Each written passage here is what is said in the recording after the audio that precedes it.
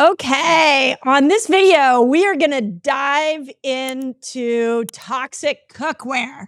So, those of you who have been following me in my YouTube videos over the last couple of weeks, I've been really trying to dive into all the different places we're getting toxins. And if you're not aware, hopefully you are, but if you're not, we are currently living in the most toxic time in human history. And the best way you can look at your toxic load is through this lens. We all are born with a different size toxic bucket. Some of us have very genetically small buckets, and meaning that our bodies can only handle a little bit of toxins, and we are going to start to feel symptoms, or we're going to start to have manifestations of different conditions like autoimmune conditions that will show up. And some of us have genetically very large toxic buckets, meaning we can handle a lot of toxins. Everybody in our family genetically seemed to do okay with a higher toxic load. So if we're eating a lot of toxic food, if we're doing these kind of toxic cookwares like I'm about to explain to you, then we just keep adding and adding and adding, and you will hit this place where your toxic bucket gets completely full. And when your toxic bucket is completely full, all it takes is one little toxin or one situation in your life, and that whole bucket will spill over. And now you have all the manifestations of toxicity in your body. And this happens a lot in autoimmune conditions. This is a very common scenario with autoimmune conditions. So I've been trying to break this down for you all and help you understand which toxins you can easily avoid. And honestly, these two different types of toxic cookware I'm about to break down for you are pretty darn easy to avoid. So I'm excited to bring this information to you because what I'm hoping is going to happen is that you're going to leave this video and you're going to go throw these out and replace them with something, and I'll explain to you what you can replace them with. First of all, I do want to point out that most cookware is totally safe. So let me go through the safe ones, just so start with a positive. Stainless steel, carbon steel, cast iron, ceramic, and glass are common choices, and they are all really good options. The two worst ones, the ones I want you to go through out right now, are your aluminum cookware and your non-stick Teflon cookware. And let me tell you why. When we look at aluminum cookware, there's a couple of studies that you need to know about that are incredibly impactful, not only for your mental and brain health, but for your hormonal health. So a 2023 study in the Journal of Toxics looked at the leaching properties of different types of cookware.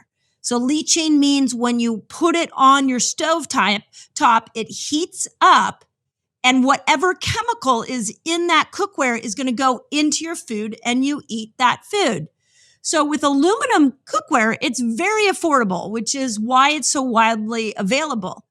But what they have found that the toxic metal of aluminum leaches in to your food, especially, this is a huge nuance, especially when it's cooked with an acidic ingredient like tomatoes, lemons, white wine and vinegar. So you are accelerating the influx of aluminum into your food if you're putting it with an acid like tomatoes, lemons, white wine, and vinegar. And what they have found is that people who cooked with aluminum have a significantly higher level of aluminum in their bodies. It gets stored in our tissues. And you risk contamination of not just aluminum, but a lot of these pans also have lead and arsenic and cadmium. So what's the problem with heavy metals, but specifically what is the problem with aluminum? Well, I will tell you, my clinic for many, many years, we detoxed heavy metals. That was a big bulk of what I did with my patients. And we have run thousands of heavy metal tests, and almost everybody is high in aluminum, or almost everybody has aluminum. And most people that we ran tests on were incredibly high in both lead and mercury. Heavy metals in general are endocrine disruptors, meaning they will absolutely throw your hormonal system off. They also affect brain function, like lead is what I call a dumber downer, where it slows things down. So there's more depression, there's more memory loss, there's reading comprehension in kids when they're exposed to lead, where all of a sudden they can't read properly or interpret the words that they're reading and comprehend them well. Mercury, on the other hand, is a speeder upper. It's an accelerator. So this is your ADHD child. This is the child that, or the menopausal woman that can't focus. And this is the anxious person. So both heavy metals, one slows down the nervous system, one winds it up. Well, what's interesting about aluminum is that aluminum is especially bad for the brain. And there was a phenomenal study that I found, a 2016 meta-analysis in Neuroscience Letters. It had 10,000 participants. This is a huge study. And it found that consistent low-level aluminum exposure increased Alzheimer's disease by 71%. Now, this is why I wanted to bring this study to you in this particular video, because you'll notice that what the researchers found, or the leads on this study, because it was a meta-analysis, so they pulled many studies together, is that it was consistent low-level aluminum exposure that matters. This is where cookware messes us up. It's like if you go to a restaurant and they're cooking with aluminum, which hopefully they're not, hopefully they're cooking with something a little bit higher quality than that, going to one restaurant with one aluminum pan is not going to kill you. But consistently over time, as you're heating up your food with these acidic ingredients, what happens is you're getting this leaching and you're eating the food over and over and over again. And over a period of years, now you're increasing your chances of Alzheimer's, especially if you know you have a genetic profile for Alzheimer's. We also, and again, I'll leave links for all these studies for my science hounds that love to go and dive into the study themselves. There was a 2017 review that was published in the German Medical Association that found even a low-level aluminum exposure causes brain damage over time. So it doesn't need to be a big amount of aluminum. And I can tell you, in all the thousands of heavy metal tests we ran in my clinic, there wasn't one that came out negative of showing no amount of aluminum in their body. Everybody had aluminum in their body. It was just of varying degrees. So this particular review noted that not only does low level amounts of aluminum cause brain damage over time, but it may also contribute to an increase in breast cancer risk. So aluminum is not good. Let's get it out of your kitchen. I know it's inexpensive. I'm going to give you some other inexpensive options here in a second. But when we look at two studies like that, it's not worth the brain risk. So avoid aluminum cookware at all cost. Now, if you're like, well, what am I going to use? The best option is stainless steel or cast iron. I personally like cast iron, and it's really affordable. It lasts forever. And for my perimenopause and menopausal women, we know that cast iron, well, when you heat it up, you're going to get a little bit of iron in your food, which is great, especially that perimenopausal age, because a lot of times during that perimenopausal age, when you're bleeding, you're heavily bleeding because of the loss of progesterone. Your menstrual cycle is like a lot, and you're losing a lot of iron. So when you're cooking with cast iron, you're adding that iron back in. Okay, now, what about our non-stick cookware? This is the second one. So the first horrible one is aluminum. The second one is non-stick cookware. So this is your Teflon. This is the one you don't have to use oil with, or you don't have to put butter on. It's that coating. And by the way, I'm going to talk about that coating here in a second. That coating is incredibly harmful, and let me tell you why. Nonstick cookware is coated in a black outer layer with a chemical called PTFE. I'll try to say the big long word of it. It's polytetrafluoroethylene, or Teflon for short. Polytetrafluoroethylene, or Teflon for short. And there are serious concerns with PTFEs as far as their toxicity load goes. So there was a 2017 review in the International Journal of Environmental Science Pollution Research that noted that PTFE releases toxic gases and chemicals when heated up while cooking. They also noticed that they're prone to flaking and chipping, if you haven't noticed that when you're with your Teflon pans. And then what they're finding is that when you heat up Teflon and you get this toxic gas, it can irritate the lungs over time. There was actually a study in the American Journal of Epidemiology that found workers who were around this PTFE had higher rates of leukemia, liver cancer, and kidney cancer.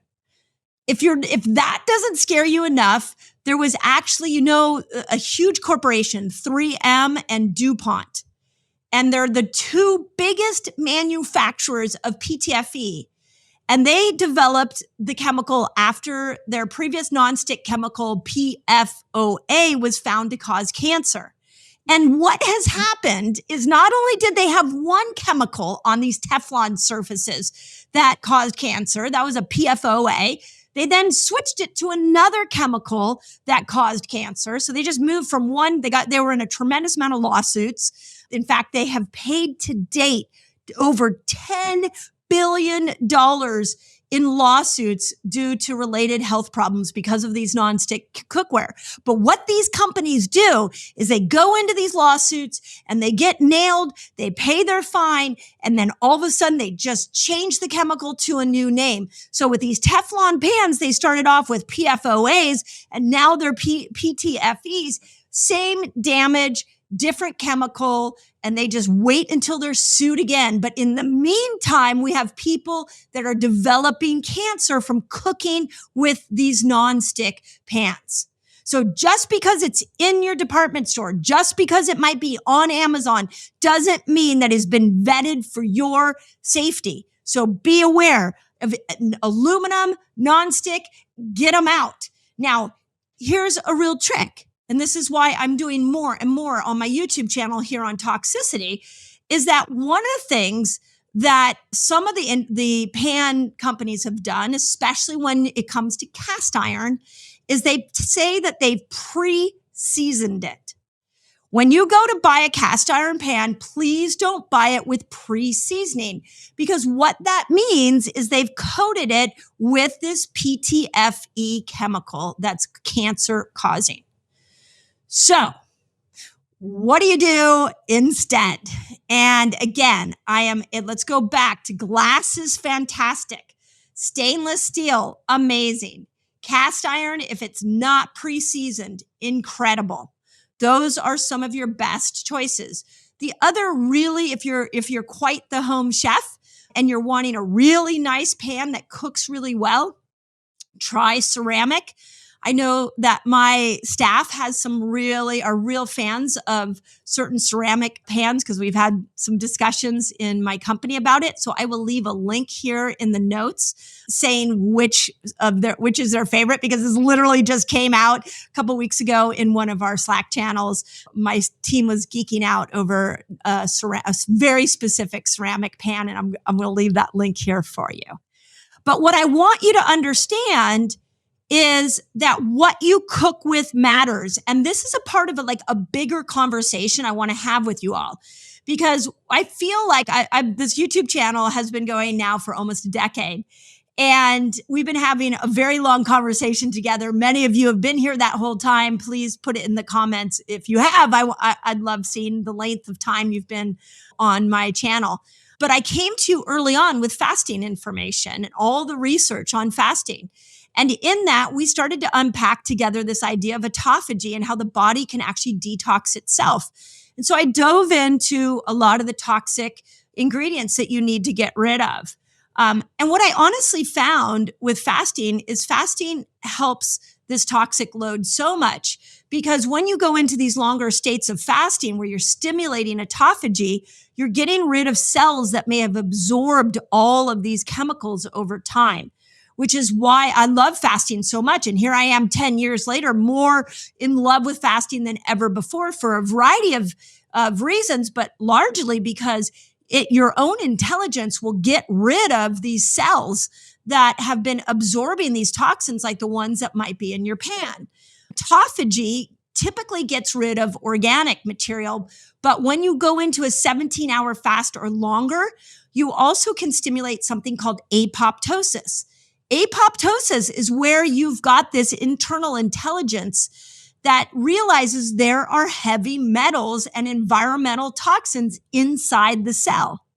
And it sees it as a foreign invader. And instead of pushing it out into your bloodstream, it kills the cell and it gets it completely out of your system. And it does that by sweating, urinating, having regular bowel movements, moving your lymph. All of those detox pathways I've been talking about with you for some time is how when you go into some of these longer fasts and the intelligence realizes that these heavy metals from things like your cookware have been packed in your cells and are changing the way that cell operates, it gets rid of it. But then we need to make sure those detox pathways are open so it can get it out of you. So I tell you all that to just remind you that you have a free option to detox this stuff. I will continue to be the advocate of free options. I also don't ever want to bring you information that concerns you so much and enablizes you from actually putting yourself into action and being preventative with your healthcare. So it's never too late. You can always go into a longer fast and you can start to get your body getting rid of these toxic cells. So I just want to point that out, that if you have been cooking with aluminum, go ahead and start going into some longer fasts. If you've been cooking with Teflon, let's get rid of these pans. Let's get the new ones in. Let's go into some longer fasts, 17 hours. You can go in, anywhere from 17 to 72 hours is where the largest detox is going to happen when we're in those fasted states. So you have the control. Okay, my baby's coming to you. Eat like a girl. You want to know the foods that will support hormones? Guess what? I have them for you already. It's a free giveaway. Just click the link above and I'll send you a list of all the foods that support amazing hormonal health. Okay, with that in mind, I want to dive into some of the questions that I've been getting. Now, this is a new format that I'm doing with my YouTube videos. So I'm going deep into a concept like I just went into with cookware, and then I'm answering questions. A lot of these questions have come from my Reset Academy, which is a low-cost membership group. So if you want to join us over there, we have so much information. We do experiences together. It's an incredible group. We work out together every Saturday morning. It's called a coffee chat, and it's the best time of the whole week. I lead it. It's a ton of fun. So you can come join us over there. But these questions that we pulled out are really probably, many of you will find that they're applicable to you. So I wanted to bring them up. Okay, so the first question is, what is best? This is the question: swigging sauerkraut juice or just eating sauerkraut? It's a really good question. And I think it depends on what kind of sauerkraut you're eating, because you could do one of two things. I would be curious to measure the good bacteria in the juice and then measure the good bacteria in the actual kraut itself. My intuitive hunch is that the juice actually has more good bacteria than the actual sauerkraut. Very much like those of you who followed the release of Eat Like a Girl, I brought Chef Leslie on to the YouTube channel here. And we talked a lot about when you boil your vegetables, how much of the vitamins and minerals fall into the water. So when you're like steaming vegetables, all of the nutrients or many of the nutrients go into the water and then you eat the vegetable. So you're not getting as much of the nutrients. In fact, and some people believe that actually the liquid that you boiled it in has more nutrients than the actual vegetable you boiled. And what Chef Leslie recommended is that you take that water and that you actually use it, save it in a mason jar, and then use it in a soup, because then you're going to get all those nutrients in there. I'm going to take that premise and basically say the same thing with sauerkraut. You have fermented cabbage that's sitting in this juice in a jar over and over and over again for days, years, months, however long it's been in that jar. And yes, I think the juice is probably highly concentrated with good bacteria. But I'm not saying don't eat the sauerkraut, that the sauerkraut has so much fiber in it. And fiber is a beautiful way to get these probiotics into your gut and absorbed into the gut. So both are good, probably more concentrated with the juice, but you may absorb the sauerkraut more efficiently than the liquid itself. So a lot of nuance in that. I just say do both. Okay, next question. What are some of the probiotic foods for people who are lactose intolerant, and should I just take supplements? Well, you can do sauerkraut. We just talked about it. You can do kimchi, so you can do vegetable fermentation. I do want to remind you that when you ferment a food, the byproduct of that fermentation is many different types of bacteria, good bacteria. For example, kimchi has a whole set of probiotics that are great for the immune system. That is more than sauerkraut. Kimchi has other vegetables in it other than cabbage. And when you ferment those other vegetables, scallions, green onions, it has a spice in there, then what happens is you get a different probiotic profile. So than you do with sauerkraut. So when this person asks, what are some easily available probiotic foods for people who are lactose intolerant, go with fermented vegetables would be the first thing. Also, I really encourage you all to follow Chef Leslie on social, Leslie Durso. She was a major chef contributor to my book, Eat Like a Girl. She is showing pickling and fermentation of all kinds of crazy things. So please go follow her and you can learn a lot from her. You can also find her here on YouTube. But for the lactose, people who want fermented dairy, coconut yogurt, specifically, I have no affiliation with this brand, but specifically Coco Yo is a coconut yogurt, fermented yogurt. And when you find these raw fermented yogurts that are from like coconut, you want them raw. Raw means they haven't been pasteurized, meaning that they haven't killed the bacteria. I personally look at these like Coco Yo as a supplement, which is one of the next questions is, should I just take a supplement? I'll tell you a story. I was recently in LA and I was at the amazing grocery store called Air One of my favorites. And I was looking at all the fermented dairy. My mind was blown. I was like, I'm always trying to pull in different fermented products for my own health because every product populates my microbiome differently. And there was this jar of coconut kefir. Now, kefir is a buzzword for a lot of good bacteria. Anything that's kefir related and is raw, it hasn't been pasteurized, has a significant amount of probiotics in it. I love kefir. So there's this coconut kefir that was a big jar about this big, and it was $22. I brought it home, and as I took it out, a friend was over and she looked at the jar and she goes, "Oh my God, you bought this for $22. And I said to her, "Let me tell you how many bacteria are in this." And we turned it around. Sure enough, it was like trillions of good bacteria on the back.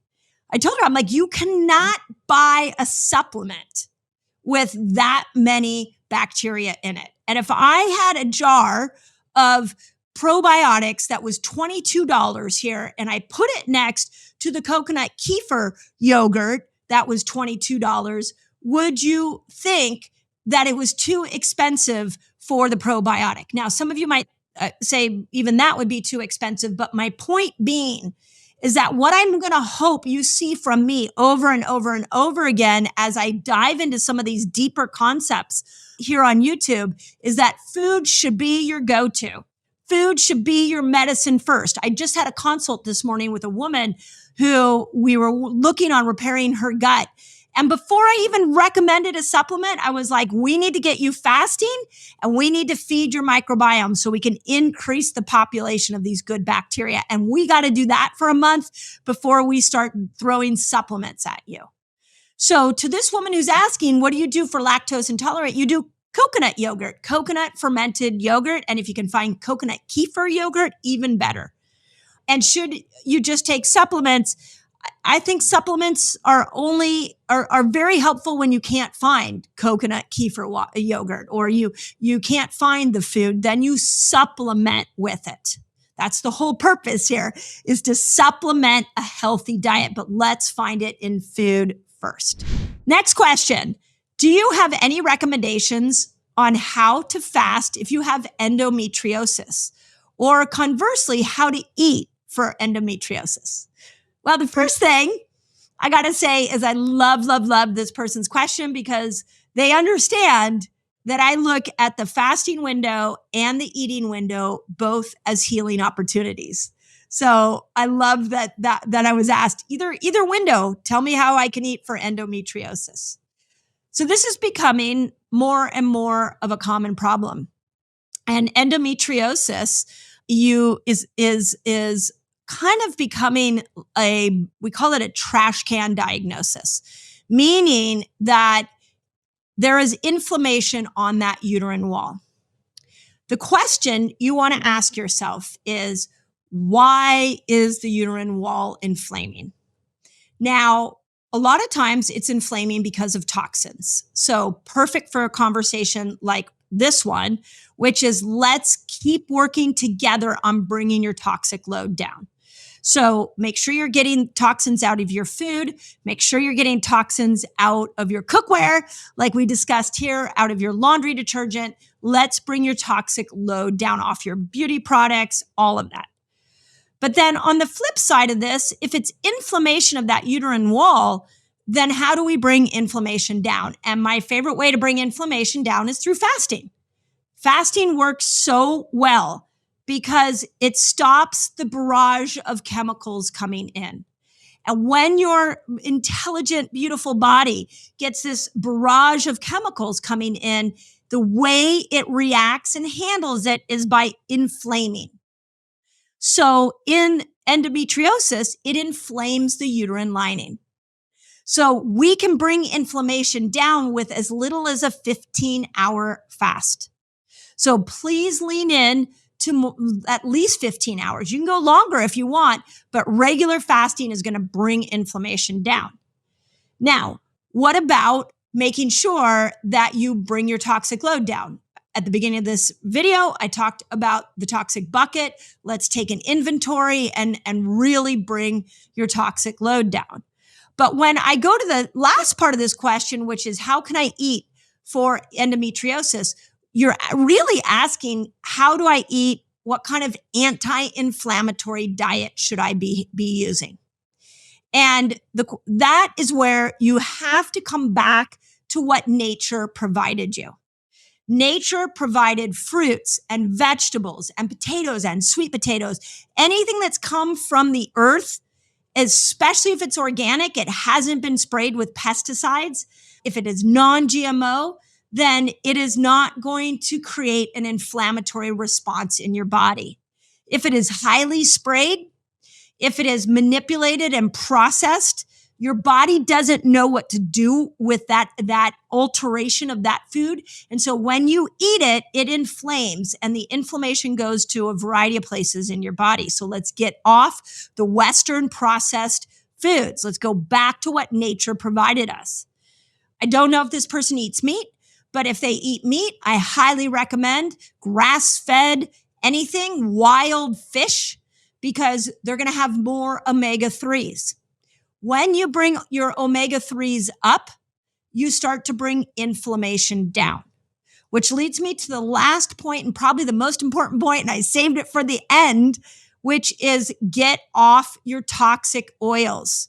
So how to eat for endometriosis? Get off your canola oil, get off your vegetable oil, get off the corn oil, get off the highly processed oils, because when you eat them, they cause inflammation.